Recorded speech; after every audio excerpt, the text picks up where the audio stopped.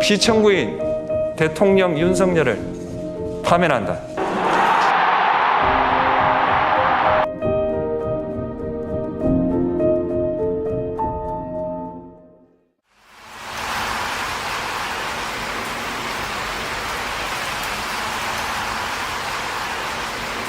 대한민국 민주주의의 위대함은 헌법이라고 하는 그 자체에 있는 게 아니라, 제도에 있는 게 아니라 그 제도를 가지고 사는 우리 국민 스스로의 위대함이죠. 억압을 하면 포기하고 좌절하고 굴복하는 게 아니라 결국 그걸 이겨내요. 역사에서 그렇게 보여졌던 거죠. 정말 진정한 의미의 민주적 국가를 훼손하려는 그들의 시도에 대해서 끊임없이 저항해 왔어요. 이번에도 저항한 거죠. 강력한 무력을 동반한 현실적 권력을 끌어내렸지 않습니까? 저는 우리 국민들의 이 위대함이 대한민국의 위대함의 원천이라고 생각해요. 아마도 세계사에 남을 일이 될 겁니다. 그런데 겨울이 너무 길고 깊었어요.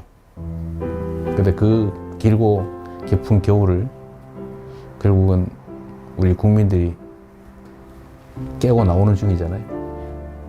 아마 겨울이 깊었던 것처럼 봄은 더 따뜻하겠죠.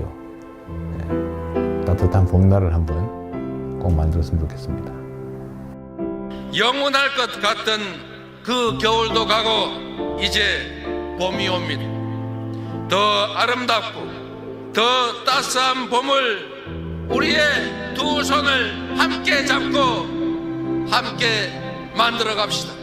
희망의 대한민국 바로 우리의 손으로 확실하게 만들어 갑시다. 여러분 고맙습니다.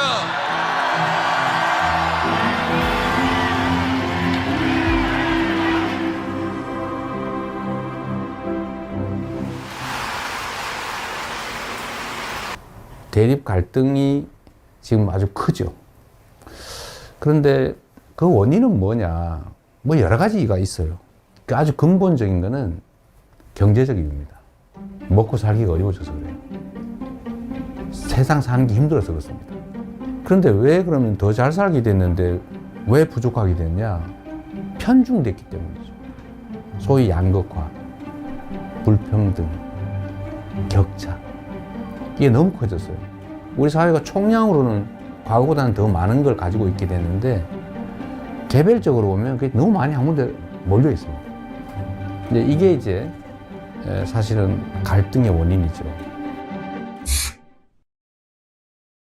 지금 우리 경제는 여러 면에서 일종의 사면초가 같은 상태 같습니다. 전 세계적으로 성장률 전체가 떨어지고 있어요. 그리고 경제는 사실 민간 영역만으로는 제대로 유지 발전되기 어려워요. 정부 영역의 역할이 중요한데 지금 거의 3년 동안 정부는 경제를 방치해뒀죠. 이제는 첨단 과학기술에 대한 투자가 중요한 시대가 됐습니다. 근데 문제는 과학기술의 수준이 너무 높아져가지고 개별 기업들이 감당할 수 없는 상황이 됐어요. 그래서 정부 단위의 인력 양성, 또 대대적인 기술 개발, 연구 개발 투자, 스타트업이나 벤처에 대한 대규모 투자. 또 그렇게 하면 다시 또 살아날 수 있습니다. 우리 너무 좌절할 필요 없는 거죠.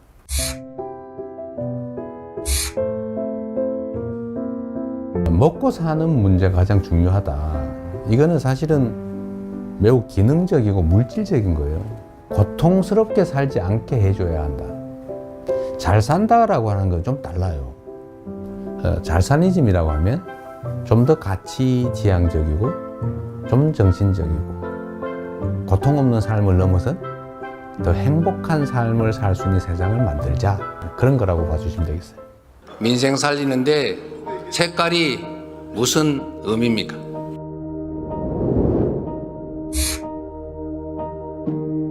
정치라고 하는 것은 현장이죠. 현장에서 국민들의 삶을 놓고 실제로 그 삶을 결정하는 거예요. 그게 빨간색이냐 파란색이냐 아니면 어떤 방법이, 정책이 누구의 생각에서 시작된 것이냐. 큰 특별한 의미가 없죠. 어떤 게 더 유용하고 어떤 게 더 필요하냐. 이게 최고의 기준이 돼야 된다. 제가 정한 원칙이 있어요. 대개의 공직자들의 태도를 보니까 중요하고 큰 일을 고민하느라고 작아 보이는 일들을 미뤄둬요. 그러니까 엄청나게 쌓여요. 공직자는 100만 명이 걸린 일이냐 100명이 걸린 일이냐 하면 이게 만 배로 중요한 일이라고 생각하지만 100명이 걸린 일조차도 그 100명은 목숨이 걸린 거예요. 그래서 모든 일이 다 중요하니 작고 쉽고 간단하게 보이는 일을 최대한 빨리 해치우는 거예요. 그것도 큰 일을 안 한 건 아니에요. 그건 그것대로 고심하고 있죠. 저는 제 업무 책상에 서류가 쌓여 있지 않아요. 안 쌓아놓습니다.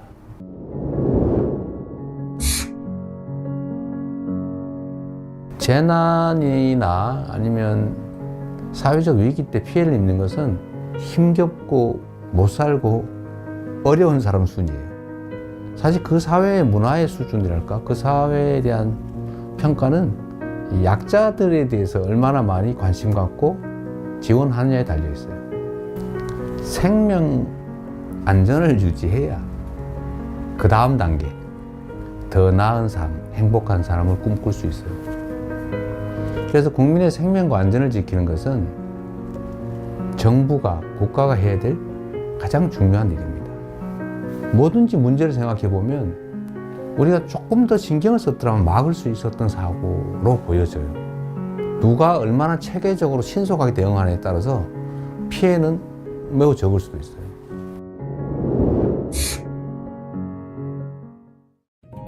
현실적으로 보면 우리가 한미동맹 매우 중요하고 또 한미일 협력관계도 매우 중요하죠. 그 속에 일관되는 원칙은 대한민국의 국익이 최우선이다. 거기에 따라 판단하면 되겠죠. 경쟁할 영역은 경쟁하고 협력할 영역은 협력하고 또 서로 갈등할 영역은 잘 조정하는 거죠. 특히 이제는 국가 간 경쟁이 사실 기업 간 경쟁과 거의 같아졌습니다. 그래서 기업과 정부의 역할 분담, 협력이 정말로 중요해요. 특히 국제 경쟁에서는 반드시 필요한 부분입니다.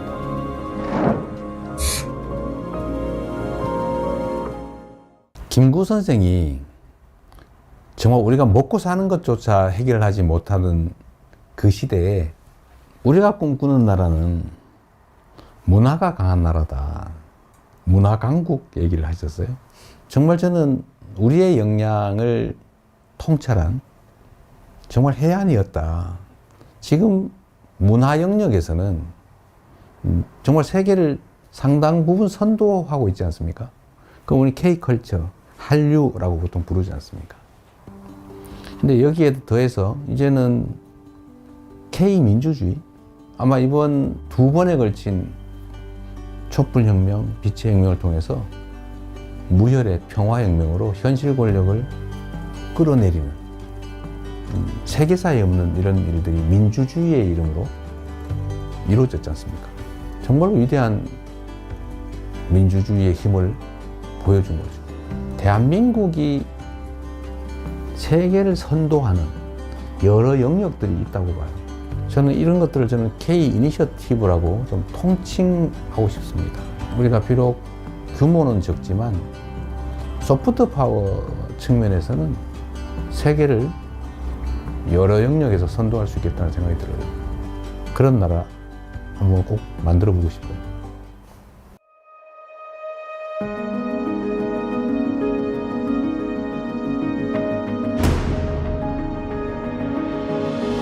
대한민국이라고 하는 이 국호에는 정말 큰 뜻이 담겨 있죠. 민국, 국민의 나라, 민중의 나라. 이 민자는 백성이죠, 백성. 흰옷 입은 사람들, 평범한 사람들. 이 평범한 사람들의 나라.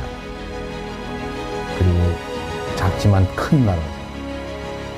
많은 사람이 희망을 가지고 행복한 삶을 꿈꾸는 그런 세상이 봄나라 아니겠어요? 진짜 대한민국을 만들고 싶습니다. 그냥 이름만 있는 대한민국이 아니라 진짜 대한민국. 그리고 그 대한민국은 대한국민이 만들어가는 거죠. 그 대한국민의 훌륭한 도구, 최고의 도구, 이재명이 되고 싶습니다.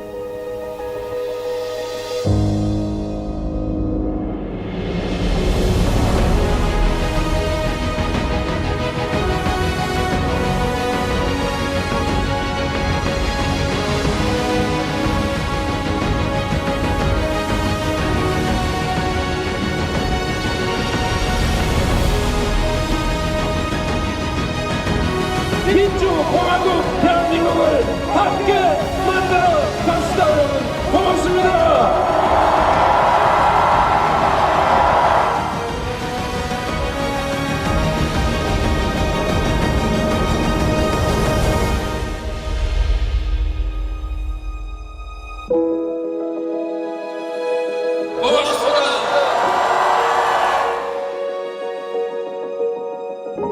진짜 대한민국을 만들기 위해 대통령 선거에 출마합니다.